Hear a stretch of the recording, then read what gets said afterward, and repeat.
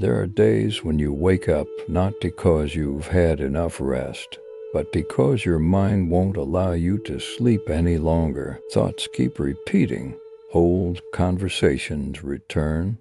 Words that seem small suddenly feel heavy in a way that's hard to explain. You feel tired, but you don't really know why. It's not because of too much work, not exactly because life is too difficult. It's because inside you there is a constant flow of silent drain that no one can see. You've gotten used to giving your attention, giving your energy, giving even your peace, just to keep harmony, to not disappoint anyone, to feel like you have value. But have you ever stopped and asked yourself, does what you're giving actually come back to you? Or are you pouring into a bottomless container? Maybe you've lain there at night, staring at the ceiling, wondering why a simple sentence can stay in your mind for so long, why a glance, a comment, or even someone's silence can make you feel so uneasy. You try to explain it, to understand it, to fix it, but the more you try, the deeper you get pulled into the loop of thinking. And then you start to believe that this is normal, that everyone is like this. But there is a truth that few people tell you. You're not tired because of what happens outside. You're tired because of how you hold on to it inside. You hold on to words that don't matter. You hold on to unnecessary expectations.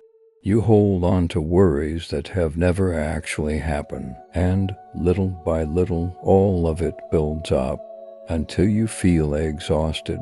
Pause for a moment. What if the real reason you feel heavy isn't life itself, but the way you assign importance to everything? What if not everything deserves your attention? What if most of what you're worrying about isn't actually necessary? This is a difficult truth to accept. You are not only living in the outside world, but also in another world, the world of thoughts, interpretations, and stories you create in your own mind. And sometimes that world is the one that exhausts you the most. You've gotten used to reacting to words, reacting to looks, reacting to things that don't even involve you. But have you ever asked yourself, why do I have to react to everything? Why can something small take up an entire day of your thinking? Why can the opinion of someone you don't really care about affect your emotions so much? It's not because the world is too harsh. It's because a part of you believes it should be different, more fair, kinder, more understanding of you. And that gap between reality and expectation is what creates the exhaustion you carry. But what if you could see things differently? What if you didn't have to participate in every argument in your mind? What if you didn't have to explain yourself to everyone? What if you didn't have to hold on to everything just because you're afraid to let go? There is a kind of freedom you may have never experienced, a lightness that doesn't come from having more, but from letting go more, letting go of unnecessary thoughts, letting go of unrealistic expectations, letting go of the need for approval. And when you begin to let go, you will realize something. You're not weak, you've just been used to carrying too many things that don't belong to you. Imagine your mind as a space. Every thought, every worrying, every expectation is an object you place into it. Over time, that space becomes crowded and suffocating. Not because it's too small, but because you've never cleaned it. And maybe it's time, not to change the world, but to change the way you exist in it. Stay with this journey, because if there's one thing you take with you from here, let it be this. Peace doesn't come from controlling everything, but from knowing what is worth keeping. and what should be let go. There is a paradox that most of us don't realize. The more we try to control life by thinking more, the more anxious we become. Worrying seems to give the feeling that we are doing something, that we are preparing, preventing, staying in control. But in reality, most worrying doesn't solve anything, it only prolongs fear. In the light of Buddhist thinking, worrying is not an enemy to be eliminated, but a signal to be understood. It appears when the mind clings to the future, a future that hasn't come, may never happen, yet is imagined as certain. And when you live in those scenarios for too long, you begin to lose the present, the only place where life is actually happening. Look deeper. What are you worried about? A result that may never happen. Other people's opinions that you cannot control. Situations you have never truly faced. But what's worth noticing is this. Right now, in the moment you are reading these lines, how many of those worries are actually happening? Very few, or none, yet your mind continues to create them. That's how worrying works. It doesn't need reality. It only needs your attention, and every time you give it attention, you are feeding it. In mindfulness practice, there is a very important step, recognizing that thoughts are just thoughts. They are not truth, they are not commands. They are simply movements in the mind coming and going, if you don't cling to them. But the problem is we don't just observe thoughts, we believe them, react to them, and let them drive our emotions. Try changing that. The next time a worrying appears, don't immediately follow it. Don't try to solve it right away. Pause and ask a simple question. Is this actually happening right now? That question is not to deny the worrying, but to bring you back to reality. Because the truth is, most of the time, you don't need to solve the future, you just need to be present in the present. When you begin to return to the present, something strange happens. Your mind becomes lighter, not because life gets easier, but because you are no longer carrying imagined burdens. You begin to do small things more fully. Eat without thinking about tomorrow. Walk without carrying the weight of yesterday. Talk without being driven by mental scripts. That's how happiness begins, not from having more, but from having less. Less thinking, less worrying, less controlling. But this doesn't mean you become indifferent or irresponsible. On the contrary, when you are no longer driven by worrying, you act more clearly, more precisely. You no longer react from fear, but respond from awareness. You begin to see clearly what truly deserves your attention and what does not. One of the deeper causes of worrying is the need for certainty. You want to know everything will be okay. You want to ensure that you won't fail, won't be hurt, won't lose anything. But life doesn't work that way. Uncertainty is not the problem. Resisting it is what creates suffering. When you accept that not everything can be predicted, you begin to loosen your grip, not giving up, but letting go of unnecessary tension. You still act, you still try, but you are no longer bound by outcomes. And in that state, you are much freer. A simple but profound practice is returning to the breath. When the mind starts to wander, bring your attention back to your breathing. No need to change it, just feel it. The breath is always here. It is not in the past. It is not in the future.